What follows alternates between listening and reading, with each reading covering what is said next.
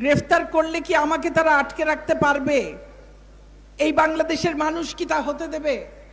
আমাকে গ্রেফতার করবে, বাংলাদেশের মানুষ আন্দোলন করবে, আমাকে ওরা মুক্তি দিতে বাধ্য হবে, ওরা নির্বাচন দেবে, আমরা নির্বাচনে জিতব, আমরা দেশ পরিচালনা করব।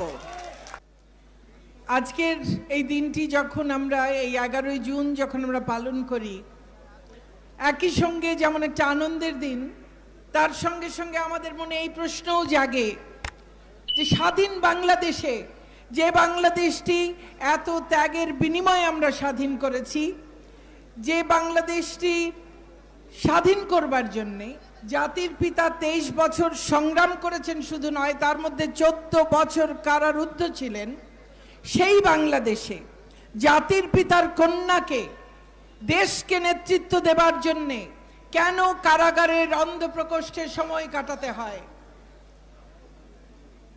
এই প্রশ্নটি কি আমাদের সবার মনে জাগে না? কেন শেখ হাসিনাকে কারারুদ্ধ হতে হয়? কেন আমরা তার কারামুক্তি দিবস পালন করতে হয়? একে তো তার পিতার মতোই তার স্বদেশ প্রত্যাবর্তন দিবস আছে, তাও দুটি স্বদেশ প্রত্যাবর্তন দিবস। তার পিতার স্বদেশ প্রত্যাবর্তন দিবস, সেটি আমরা জানি, তিনি ফিরে এসেছিলেন তার স্বপ্নের স্বাধীন সোনার বাংলায়। কিন্তু কেন তার কন্যাকে নির্বাসিত দুঃসহ 6টি বছর বিদেশে কাটিয়ে পিতৃমাতৃহীন ভাইদের হারানো, সকলকে হারানো এক বুক বেদনা নিয়ে এই বাংলাদেশে ফিরে আসতে হয়েছিল? কেন আবার তাকে 2007 সালে আবারও তাকে যুদ্ধ করে, সমস্ত আন্তর্জাতিক মহলকে আলোড়িত করে, আন্তর্জাতিক একটা জনমত তৈরি করে, সারা দেশের মধ্যে একটা বিরাট আন্দোলন তৈরি করে কেন তাকে ফিরে আসতে হলো? কেন তিনি নিজ দেশে আসবার জন্য এত যুদ্ধ করলেন? এর সব উত্তর হলো, এই বাংলাদেশটি, এত কষ্ট ত্যাগের বিনিময়ে স্বাধীন হওয়া বাংলাদেশটি, স্বাধীনতার মাত্র 3.5 বছরের মাথায় স্বাধীনতা বিরোধী, দেশ বিরোধী, যুদ্ধাপরাধীদের কবজায় চলে গিয়েছিল। তাদের ষড়যন্ত্রে, তাদের দেশি বিদেশি ষড়যন্ত্রের দোষরদের কারণে জাতির পিতাকে সপরিবারে নৃশংসভাবে হত্যা করা হয়েছিল। যে হত্যাকাণ্ডের শিকার হয়েছিলেন আপনাদের আজকের সভাপতি, আপনাদের প্রাণপ্রিয় চেয়ারম্যান, তার পিতা মাতা, তার মাতা অন্তঃসত্ত্বাও ছিলেন। একটা স্বাধীন দেশে স্বাধীনতার মাত্র 3.5 বছরের মাথায় অবিসংবাদিত নেতা, স্বাধীনতার প্রাণ পুরুষ, মহান নেতা, তাকে এই যে নৃশংসভাবে হত্যা করা হয়েছিল, তার মধ্য দিয়েই এই বাংলাদেশের এই যে টালমাটাল ঝঞ্ঝা বিক্ষুব্ধ একটা পথ চলা তার শুরু হয়েছিল। বঙ্গবন্ধু স্বাধীনতার স্বপ্ন দেখিয়েছিলেন, মুক্তির স্বপ্ন দেখিয়েছিলেন, স্বাধীনতা দিয়ে গেছেন। মুক্তির পথে যখন আমাদেরকে নিয়ে যাত্রা শুরু করেছিলেন, তখনই স্বাধীনতা বিরোধীরা ছোবল হেনেছিল।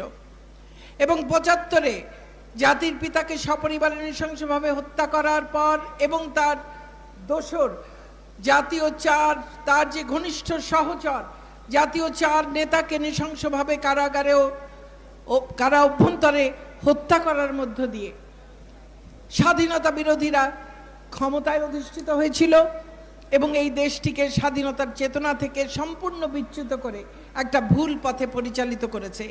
আমরা দিশাহীন হয়ে নাবিকবিহীন জাহাজের মতো 21টি বছর চলেছি। স্বাধীনতার চেতনা ভুলুণ্ঠিত হয়েছে। রাজাকারের গাড়িতে শহীদের রক্তরঞ্জিত পতাকা উঠেছে। যুদ্ধাপরাধীরা, বঙ্গবন্ধুর হত্যাকারীরা দাপিয়ে বেরিয়েছে। বঙ্গবন্ধু কন্যা বঙ্গবন্ধুবিহীন বাংলাদেশে ফিরে এসেছিলেন আওয়ামী লীগের নির্বাচিত সভাপতি হিসেবে। সেই থেকে তার এক নূতন সংগ্রামের শুরু। বিদেশে তার আগে সংগ্রাম করেছেন, আর এই দেশের আন্দোলন সংগ্রামের সঙ্গে তিনি জড়িত সেই কৈশোরকাল থেকে। 81 সাল থেকে তার যে সংগ্রাম, আওয়ামী লীগের সভাপতি হিসেবে, এই দেশের প্রধান নেতা হিসেবে, গণতান্ত্রিক আন্দোলনের প্রধানতম নেত্রী হিসেবে সেই সংগ্রাম তিনি আজকেও চালিয়ে যাচ্ছেন। আজকেও দেশের সরকার প্রধান হিসেবে গণতন্ত্রকে নিষ্কণ্টক করবার জন্যে আজকেও সেই একই স্বাধীনতা বিরোধী অপশক্তির সঙ্গে তাকে লড়াই করতে হচ্ছে, সংগ্রাম করতে হচ্ছে। আজকেও তাকে হত্যা করবার জন্য আজকেও আস্ফালন শোনা যায় সেই একই অপশক্তির কাছ থেকে। যারা ৭১-এর হত্যাকারী, ৭৫-এর হত্যাকারী, ২০০১ থেকে ২০০৬ সালের হত্যাকারী, ২০০৪-এর গ্রেনেড মেরে শেখ হাসিনাকে হত্যা চেষ্টায় ২৪ জনকে যারা হত্যা করেছে, যারা অসংখ্যবার ১৯ বার অন্ততপক্ষে শেখ হাসিনাকে হত্যা করার চেষ্টা করেছে, যারা ২০১৩-১৪ সালে মানুষকে পুড়িয়ে পুড়িয়ে হত্যা করেছে, সেই হত্যাকারীরা আবার আজকে দুঃসাহস দেখায়। তারা আজকে আবার আস্ফালন করে, বলে ৭৫-এর হাতিয়ার নাকি তারা আবার গর্জে তুলতে চায়। সেই বাংলাদেশে দাঁড়িয়ে আজকে আওয়ামী যুবলীগের এই সমাবেশে আমি আমার যুবলীগের সংগ্রামী নেতাকর্মীদের সামনে কথা বলবার সুযোগ পেয়েছি। আমি আয়োজকদের কাছে আমার আন্তরিক ধন্যবাদ এবং কৃতজ্ঞতা জানাই। আমি গভীর শ্রদ্ধায়, ভালোবাসায়, কৃতজ্ঞতায় স্মরণ করি সর্বকালের সর্বশ্রেষ্ঠ বাঙালি জাতির পিতা বঙ্গবন্ধু শেখ মুজিবুর রহমানকে। স্মরণ করি ৭৫-এর ১৫ই আগস্টের সকল শহীদকে, বঙ্গমাতা বেগম ফজিলাতুন্নেসা মুজিব, বঙ্গবন্ধুর ৩ পুত্র ক্যাপ্টেন শেখ কামাল, লেফটেন্যান্ট শেখ জামাল, শিশুপুত্র শেখ রাসেল, ২ পুত্র বধূ বঙ্গবন্ধুর ভাই শেখ নাসির সহ আওয়ামী যুবলীগের প্রতিষ্ঠাতা শেখ ফজলুল হক মনি, তার অন্তঃসত্ত্বা স্ত্রী বেগম আরজুমনি সহ আরও যারা সেদিন প্রাণ হারিয়েছিলেন ঘাতকের নির্মম বুলেটের আঘাতে, তাদের সকলকে স্মরণ করি বিনম্র শ্রদ্ধায়। স্মরণ করি জাতীয় ৪ নেতাকে যাদেরকে কারা অভ্যন্তরে নৃশংসভাবে হত্যা করা হয়েছিল। স্মরণ করি ৭১-এর ৩০ লক্ষ শহীদকে। স্মরণ করি লক্ষ লক্ষ ধর্ষিতা নির্যাতিতা নারীকে। স্মরণ করি ভাষার আন্দোলন থেকে আজ পর্যন্ত আমাদের সকল অধিকার আদায়ের আন্দোলন সংগ্রামে যারা আত্মাহুতি দিয়েছেন তাদের সকলকে। এই বাংলাদেশটি বহু শহীদের রক্তে রঞ্জিত বাংলাদেশ। তাদের রক্তে এই মাটি পবিত্র হয়েছে। এই পবিত্র মাটিতে ঘাতকের কোনো স্থান হতে পারে না। এই পবিত্র মাটিতে ষড়যন্ত্রকারীর কোনো স্থান হতে পারে না।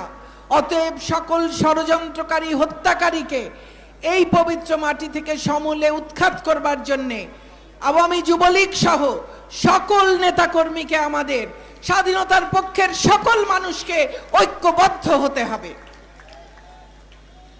আমাদের সামনে সাহসের, প্রজ্ঞার, দূরদৃষ্টির, দেশপ্রেমের অনন্য নিদর্শন যেমন বঙ্গবন্ধু, তেমনি তার কন্যা শেখ হাসিনা।